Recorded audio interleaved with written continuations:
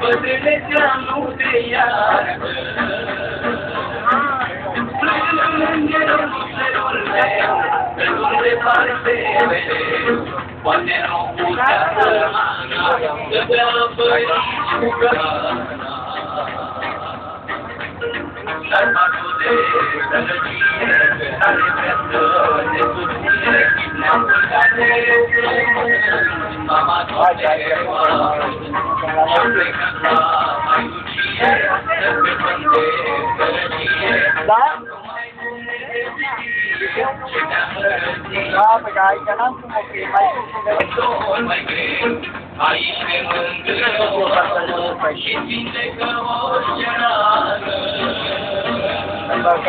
Chiar dacă afla de rău, pentru ei e tot mai greu. Aici ne mângâie o mamă și vindecă orice rană.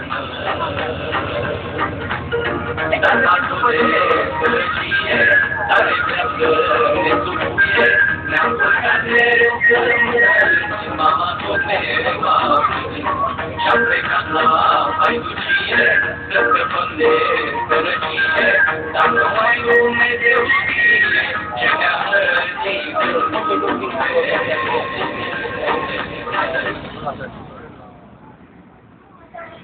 Aici e pericol.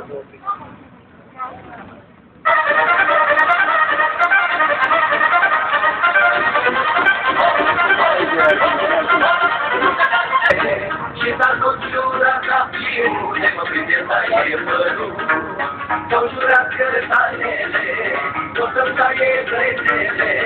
Și s-a tot jurat la fiule, mă prinde taie părul, te-ai fi după sfântul lor, ai vrea vădenitor. Nici de la șoagriță, nici uiță de mândruță, poate jure că doi nu fuge, că nu i-a zis Domnul. S-au jurat într-o seară, să-l prindă în capcală, să nu-i mai calce hai cu fuge, că nu i-a zis Domnul. Bine ce te duci la mără, bine Doamne așa, că te voi avea sufere, că s-a suflet-o și știi, ce te duce la cântoi, și-au gândit că state urme la urmă să mă arunce. S-au jurat de mine ori, să mă prindă la cântoi, și-au gândit că state urme la urmă să mă arunce. Plăcea și au plăcea.